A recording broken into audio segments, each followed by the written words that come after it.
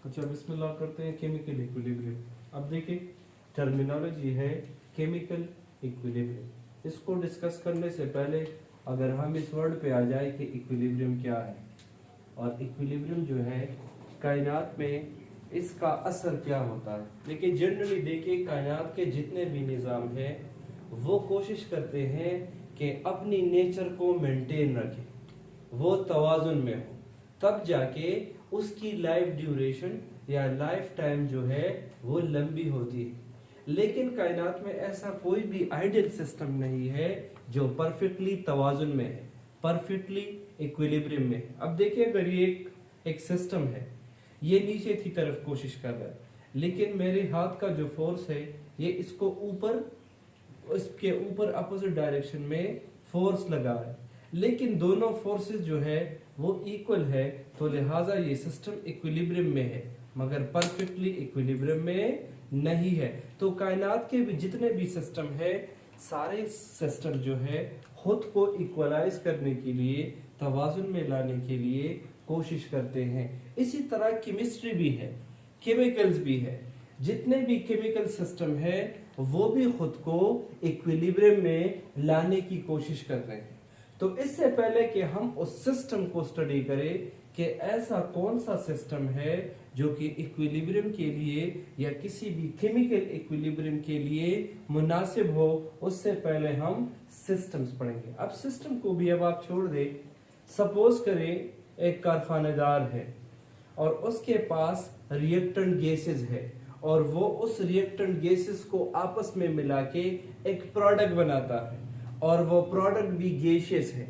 और सपोज करें उस इंडस्ट्रियलिस्ट ने उस गैसियस चेंबर में उस रिएक्टेंट को या प्रोडक्ट को ज्यादा देर तक स्टेबलाइज रखना है, ज्यादा देर तक इक्विलिब्रियम में रखना है, ज्यादा देर तक मेंटेन करके रखना है। तो वो ऐसा कौन सा प्रोसीजर अप्लाई करेगा ताकि उसका रिएक्टेंट भी खराब ना हो और जो रिएक्टेंट से प्रोडक्ट बने वो भी खराब ना हो और वो ज्यादा देर तक उसी सिस्टम में महफूज रहे।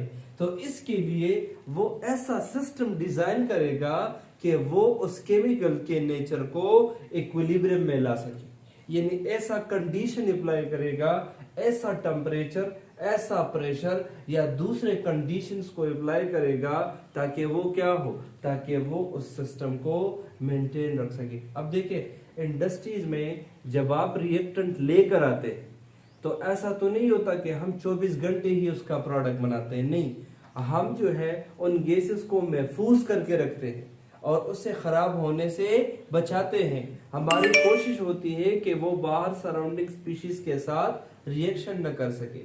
इस तरह जब वो आपस में रिएक्शन करके प्रोडक्ट बनाए तो हमारी कोशिश होगी कि वो प्रोडक्ट महफूज रहे। तो इसलिए हम फिर क्या करते हैं, मुख्तलिफ टेक्निक अप्लाई करके उस केमिकल को इक्विलिब्रियम में लेकर आते हैं, उसे तवाजुन में लेकर आते हैं। और इसके अलावा जब हम रिएक्शन भी करते हैं तब भी इक्विलिब्रियम का होना इंतहाई जरूरी है। रिएक्शन के दौरान भी ये हमारी बहुत ज्यादा हेल्प करेगा। और रिएक्शन के दौरान अब किस तरह से हेल्प करेगा तो वो हम डिटरमिन करेंगे। तो इससे पहले कि इसको फर्दर स्टडी करें, पहले सिस्टम को स्टडी कर लेते हैं कि सिस्टम जो है वो क्या है। अच्छा, सिस्टम की तो बेसिक जो डिफिनीशन है वो ये है, अ पार्ट ऑफ यूनिवर्स, ये कायनात का वो हिस्सा है which is under observation, कायनात का वो हिस्सा है जिस पर आप क्या करते हो, जिसकी आप मुशाहिदात करें, उसे हम सिस्टम कहते हैं। सपोज करें इस सारे कायनात पे मैं इस मार्कर के ऊपर काम कर रहा हूं तो ये मार्कर मेरे लिए एक सिस्टम है।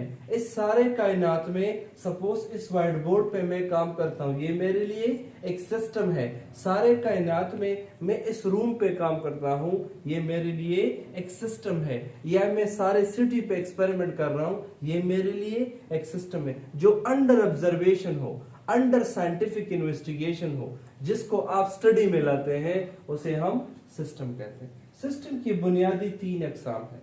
पहला है ओपन सिस्टम। ये वर्ड से जाहिर है एक ऐसा सिस्टम जो मैटर और एनर्जी दोनों को एक्सचेंज करता है। यानी ये ऐसा सिस्टम है जो बाहर से मैटर लेता है और फिर मैटर को वापस रिलीज भी कर सकता है, या बाहर से एनर्जी लेता है या दोबारा एनर्जी को रिलीज करता है। इसे ओपन सिस्टम कहते हैं। आप अपनी बॉडी कंसिडर करें, हमारी बॉडी मैटर लेती है और मैटर रिलीज भी करती है, इसी तरह एनर्जी लेती है और एनर्जी डिसिपेट भी करती है।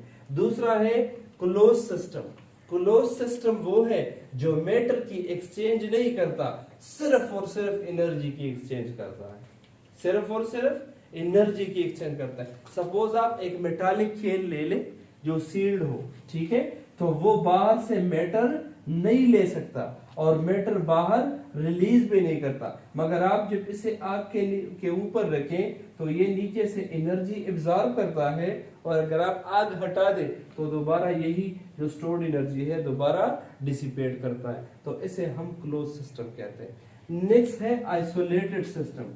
आइसोलेटेड सिस्टम वो है जो ना एनर्जी और ना मैटर, ये दोनों की एक्सचेंज ये नहीं करता, न मैटर लेता है न रिलीज करता है, और इसी तरह न एनर्जी लेता है और न एनर्जी को रिलीज करता है। लेकिन कायनात में कोई भी ऐसा आइडियल आइसोलेटेड सिस्टम नहीं है कि वो 100% आइसोलेटेड हो। वो किसी लिमिट तक, किसी हद तक अच्छा सिस्टम हो सकता है कि वो एनर्जी और मैटर को एक्सचेंज ना करे, लेकिन एक स्टेज आ जाता है कि वो अपनी आइसोलेशन की प्रॉपर्टी खो देता है। तो ऐसे सिस्टम को आइसोलेटेड सिस्टम कहते हैं। अब साइंस ने कोशिश की है कि किसी भी सिस्टम को आइसोलेटेड बनाया जाए ताकि बाहर उनके साथ इंटरेक्शन कम से कम हो, तो इसलिए नियरली आइसोलेटेड सिस्टम इस कायनात में है।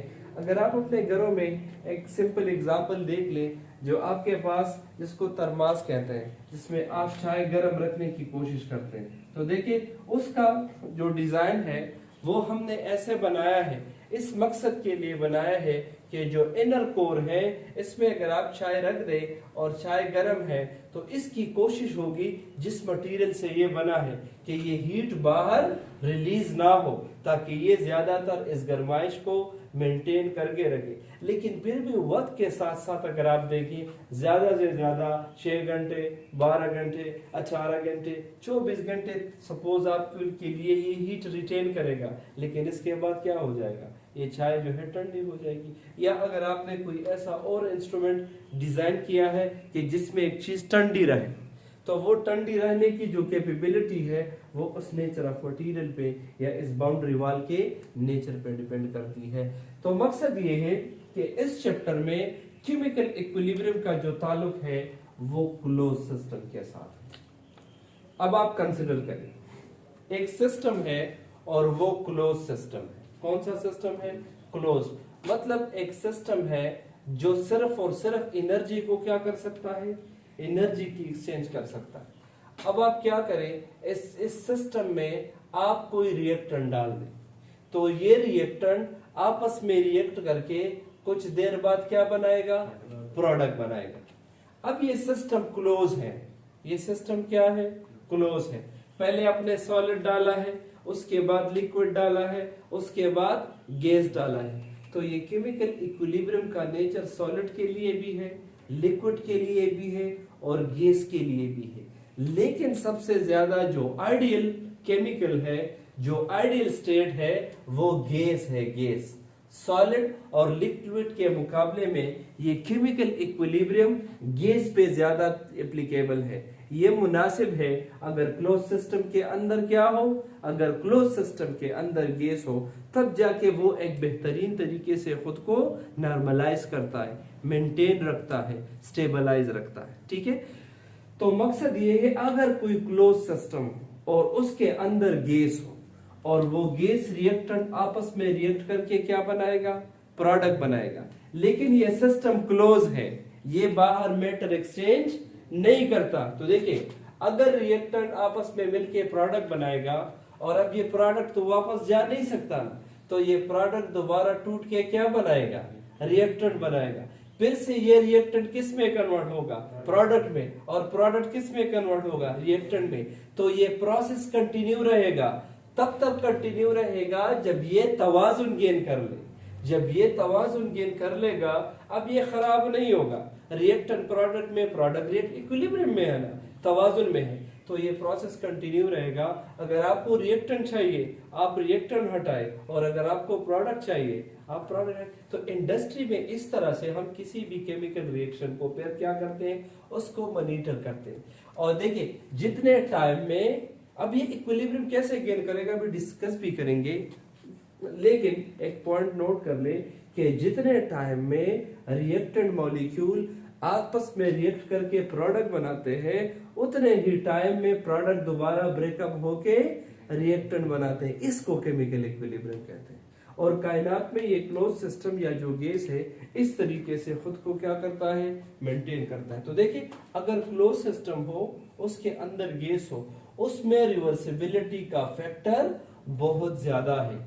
अगर आपसे कोई ये पूछे कि सॉलिड, लिक्विड और गैस में रिवर्सिबिलिटी का फैक्टर ज्यादा किस में है, तो वो गैस में ज्यादा है। और देखिए तो ये क्या करेगा, ये 24 घंटे इसी तरह कंटिन्यू रहता है, मतलब रहेगा, और ये रिएक्शन कभी कंप्लीट नहीं होगा, क्योंकि रिएक्टेंट प्रोडक्ट में और प्रोडक्ट रिएक्टेंट में। लेकिन अगर आप हटाएंगे तो फिर तो कंप्लीट हो सकता है, लेकिन अगर आप इसको ऐसे ही छोड़ देते हैं तो ये इक्विलिब्रियम में रहेगा।